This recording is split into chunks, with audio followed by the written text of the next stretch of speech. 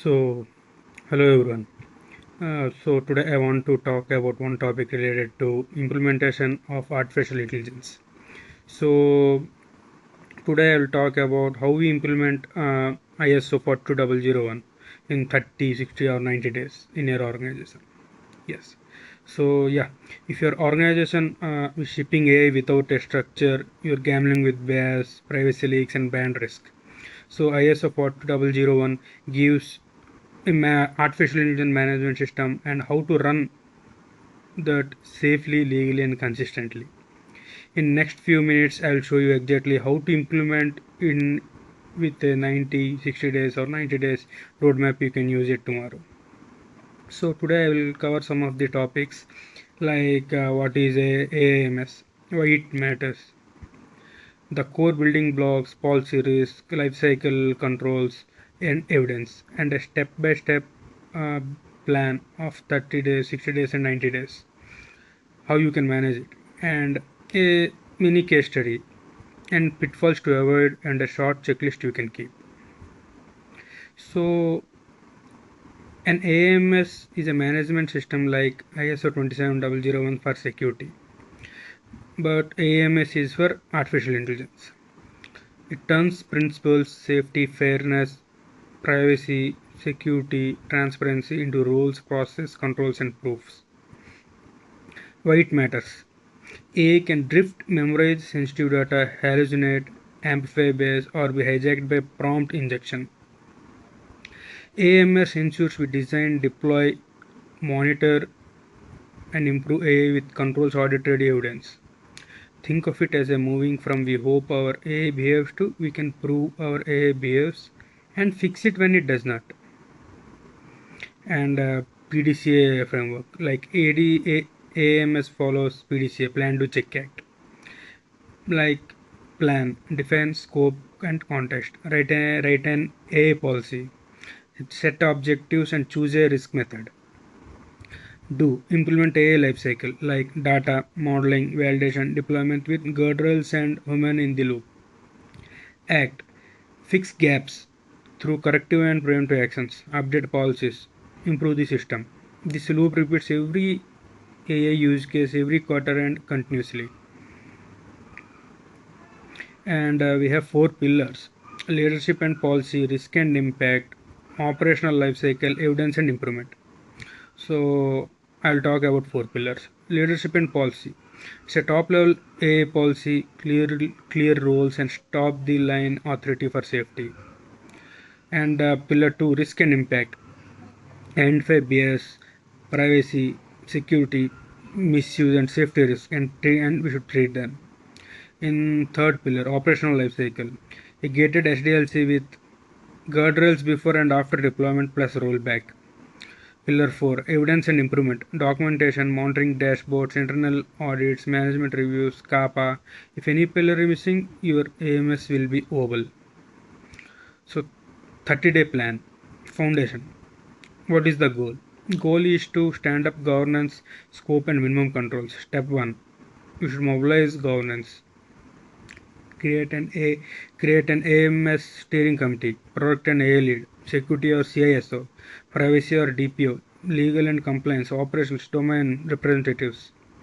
Approve a project charter, objectives, timelines, success metrics and RACI metrics. Step 2, set the context and scope. List AI uses, data categories, regions and vendors in scope.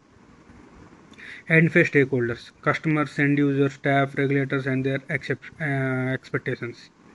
Decide what's out of scope to avoid ambiguity. Step 3, publish an AI policy. State intended and prohibited users, risk appetite, fairness and transparency, commitments, privacy rules, and human in loop for high impact decisions. Give stop in line authority to a safety or ethics lead. Step 4, choose your risk method. Adopt an AI impact assessment template for high risk cases and privacy impact template when personal data is stored and it is used. So define risk criteria, likelihood times impact with extra weight for human harm and rights. Step 5, minimum guardrails. How we use it today in today's lives. Input hygiene. Treat external text as untrusted. Sanitize inputs. Label data sources. Policy prompts and filters. Forbid secrets and PA leaks. Add post filters for sensitive patterns. Runtime containment. Tool RBAC. Short-lived credentials. Rate limits and a rollback switch. Logging and retention. Collect only what you need. Protect and rotate secrets. Deliverables by day 30. A policy version 1. Scope. Context document. Risk criteria. Baseline guardrails. Stakeholder list and a simple dashboard skeleton. So see, now we can talk about 60-day plan. Controls and evidence. Goal. Make controls reputable and generate evidence. Step 6. Build gated AI lifecycle. Software development lifecycle. Define gates, concept, data, modeling, validation, pilot, production, monitoring, and end of the life. Yeah. So each gate has entry and exit criteria, data permissions, evolution thresholds, subgroup fairness targets, and rollback plan and approvals. Step 7. Create model cards and data sheets. Write intended use limitations, subgroup performance, known risk, and the monitoring plan. This is your transparency and audit articraft. Step 8. Validate before go live. Run offline evaluations. Accuracy and calibration. Um, Fairness tests for subgroups and some of the tests for prompt injection and secret leaks. Pilot in assist only mode if impact is high with human review and escalation rules. And step 9. Deploy with monitoring. Turn on drift monitoring and safety telemetry. PA leak attempts. Jailbreak detections. Toxic output blocks. Abstent rates. Escalation times. Set thresholds that auto-degrade the system to assist only when risk rises. So step 10. Document everything. Maintain a risk register with controls and residual risk acceptance, score validation, and reports, model cards, approvals, change logs. Rule: if it is not documented, it did not happen. So documentation is very important. So deliverables by day 60. Software development life cycle, gates and checklists, model cards, data sheets, validation report for pilot production monitoring, risk register entries and sign-offs. So 90-day plan, scale and assure. Goal: how to prove effectiveness, fix gaps, scale responsibly. This is step 11. Internal audit, lightweight but real. Independently sample one or two use cases, verify that controls operate, not just that document exits. Log non-conformities and observations, open CAPAs with owners and due dates. Step 12. Management review, present KPIs, safety incidents, PAA leak attempts, zero target, injection block rate, drift alert, fairness gaps, MTTR, training completion, and vendor purpose. So agree on resourcing, policy updates, risk acceptance, and a roadmap. Step 13. Expand to a second product or region. Reuse templates, thresholds, playbooks. Demand the same evidence back before go live. Step 4. Mature your dashboards. Add coverage meters. DPA coverage, AIIA coverage, validation pass rates, readiness gauges, and trend lines. Step 4. Lock-in change control. Define what is material change. Retrain, data source shift, new tool access, and require revalidation or targeted testing. Always keep rollback version pinned. Deliverables by day 90. Internal audit report and CAPA management review meetings, scale deployment with evidence, mature dashboard, and a formal change control procedure. So customer support bot. This is a mini case study. So what is the context? The context is like a multilingual customer support chat box for banking and retail. What are the risks?